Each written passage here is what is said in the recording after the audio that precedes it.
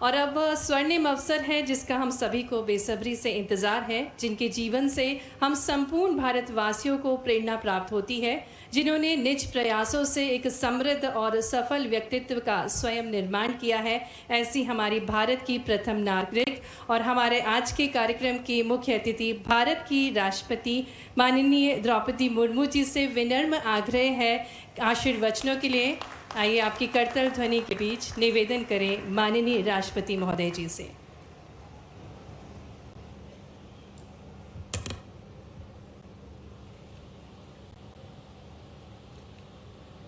स्वच्छ भारत मिशन के तहत आयोजित आज के सफाई मित्र सम्मेलन में उपस्थित होकर मैं बहुत खुश हूँ। मंच पे विराजमान मध्य प्रदेश के राज्यपाल श्री मंगूभाई पटेल जी, मुख्यमंत्री डॉक्टर मोहन यादव जी, उप मुख्यमंत्री श्री जगदीश देवड़ा जी, मध्य प्रदेश सरकार में मंत्री श्री कैलाश विजयवर्गीय जी, श्री राकेश सिंह जी, श्री तुलसीराम सिलावट जी, श्री गौतम टेटवाल जी और श्रीमती प्रतिभा बागरी जी, गणमान्य अतिथियों, हमारे सफाई मित्रों, देवियों और स्वजनों, श्री महाकालेश्वर की दैवी ज्योति से प्रकाशित तथा पावन शिप्रा नदी के आशीर्वाद से सिंचित इस धरती को मैं सादर नमन करती हूँ। प्राचीन काल में इस क्षेत्र को अवंतिका कहा जाता था। पवित्र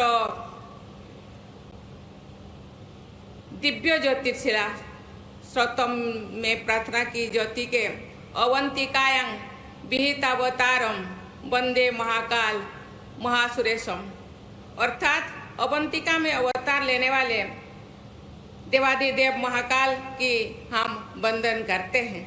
महाकाल की नगरी उज्जैनी में सदियों से स्वीकृति, संस्कृति और सभ्यता की परंपरा निरंतर अस्तित्व में बनी रही है। आज से लगभग 2600 वर्ष पहले भगवान बुद्ध के समय में उज्जैनी अव्यक्ति राज्य की राजधानी हुआ करते थे। गुप्त काल को भारतीय इतिहास का स्वर्ण युग माना जाता है। इस समय उज्जैन भारत का सबसे महापूर्व नगर था। देवियों और स्वजनों, आज मुझे इंदौर उज्जैन सड़क परियोजना का भूमि पूजन करके बहुत प्रसन्नता हो रही है। मैं मुख्यमंत्री महोदय और उनकी पूरी टीम को इस परियोजना के लिए मैं बहुत बहुत शुभकामनाएं देती हूँ। इस सड़क परियोजना से ये ऐतिहासिक तथ्य याद आता है कि लगभग 2000 वर्षों पहले उज्जैन ऐसी परिवहन व्यवस्था के केंद्र में था जिसे आज मल्टीमोडल ट्रांसपोर्ट कहा जाता है।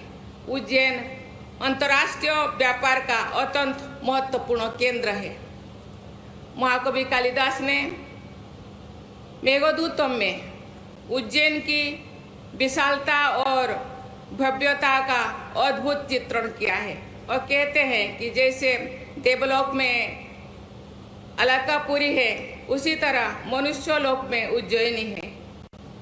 किसी भी शब्दों का लगातार 2 बार प्रयोग करने से वो बचते थे, लेकिन उज्जैनी का वर्णन करते समय वो विशाल का प्रयोग किए थे।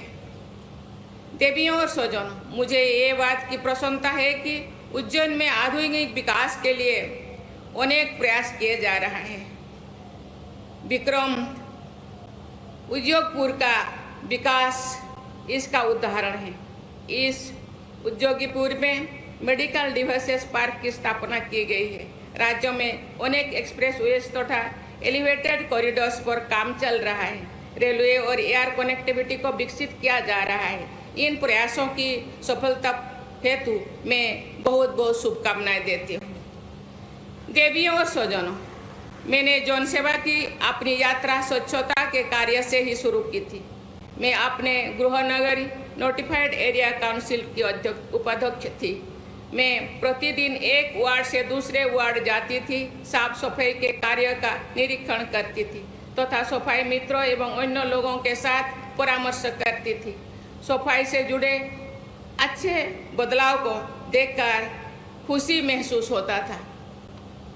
पिछले 10 वर्षों में स्वच्छता अभियान देशव्यापी जन आंदोलन बन गया है। इसके कारण व्यापक स्तर पर बदलाव हुए हैं। स्वच्छ भारत मिशन द्वारा हमारे देशवासियों में स्वच्छता के प्रति जागरूकता बढ़ी है तथा अभूतपूर्व व्यवहार परिवर्तन हुआ है। ये देखकर मुझे हार्दिक प्रसन्नता हो रही है।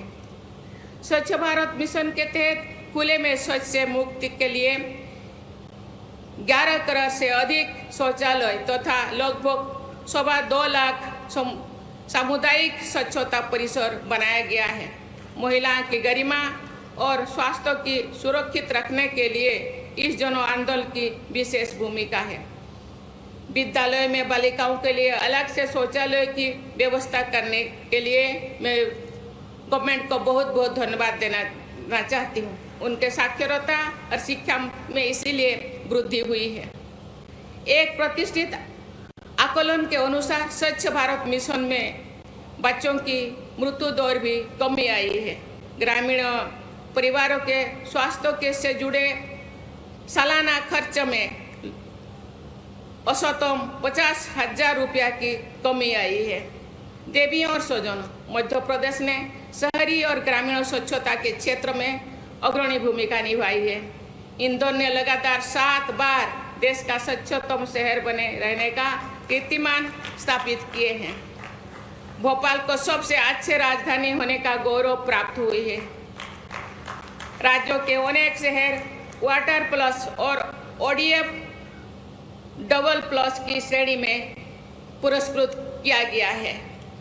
स्वच्छता के क्षेत्र में मध्य प्रदेश की अन्य कई उपलब्धियां हैं। मैंने कुछ ही का यहाँ उल्लेख किया है। इन सभी उपलब्धियों के लिए मैं मध्य प्रदेश की सरकार और राज्यों के सभी निवासियों की सराहना करती हूँ तथा उन्हें बहुत बहुत बधाई देती हूँ। देवियों और स्वजनों, स्थानीय स्तर पर, राज्य स्तर पर और राष्ट्रीय स्तर पर स्वच्छता के क्षेत्रों में हमारी उल्लेखनीय का सबसे अधिक श्रेय हमारे सफाई मित्रों को जाता है। हमारे सफाई मित्रों अग्रिम पंक्ति के स्वच्छता योद्धा है। वे हमें सुरक्षा प्रदान करते हैं, बीमारी से, गंदगी से, स्वास्थ्य से जुड़े खतरों से वो बचाते हैं।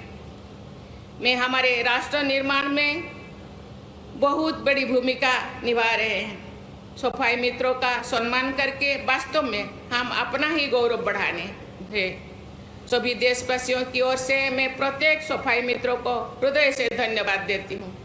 आप सभी सफाई मित्रों के साथ इस सम्मेलन में भागीदारी करके मुझे विशेष प्रसन्नता का अनुभव हो रहा है। सफाई मित्रों की सुरक्षा, गरिमा और कल्याण को सुनिश्चित करना सरकार और समाज का महत्वपूर्ण दायित्व है। मेल हॉल को समाप्त करके मेसिन हॉल के जरिए सफाई करने की व्यवस्था की जा रही है। सफाई मित्र सुरक्षा शिविरों के माध्यम से उनके हेल्थ चेकअप की सुविधा प्रदान की जा रही है। केंद्र और राज्य सरकार की विभिन्न कल्याण योजनाओं के तहत उनको लाभान्वित करने के प्रयास किए जा रहे हैं। मुझे ये जानकर प्रसन्नता हुई है कि मध्य प्रदेश में अनेक शहरों को सफाई मित्र सुरक्षित शहर घोषित किया गया है। देवियों और स्वजनों, स्वच्छ भारत मिशन के दूसरे चरण के दौरान जो वर्ष 2025 तक चलेगा, हमें संपूर्ण स्वच्छता का लक्ष्य पूरा करना है। खुले में शौच से मुक्त रहने की स्थिति को बनाए रखते हुए सॉलिड और लिक्विड वेस्ट मैनेजमेंट में राष्ट्रीय लक्ष्यों का प्राप्त करना होगा। आगामी गांधी जयंती तक पूरे देश में स्वभाव स्वच्छता, संस्कार स्वच्छता के संदेश को प्रसारित करने का अभियान प्रगति पर है। स्वच्छता ही सेवा की भावना के साथ केंद्र सरकार के जल शक्ति मंत्रालय, आवासन और शहरी कार्य मंत्रालय तथा राज्य सरकार के पारस्परिक सहयोग से स्वच्छ भारत मिशन को और आगे बढ़ावा दिया जा सकता है। हमारे देशवासी गंदगी को दूर करके भारत माता की सेवा करने का संकल्प ले रही है। मुझे आशा है कि गांव-गांव और गली-गली स्वच्छ भारत मिशन के प्रचार तथा इस अभियान के तहत श्रमदान करने हेतु सभी नागरिकों आगे आना चाहिए। ऐसा करके हम राष्ट्रपिता महात्मा गांधी के स्वच्छता से जुड़े आदर्शों को कार्य रूप देख पाएंगे।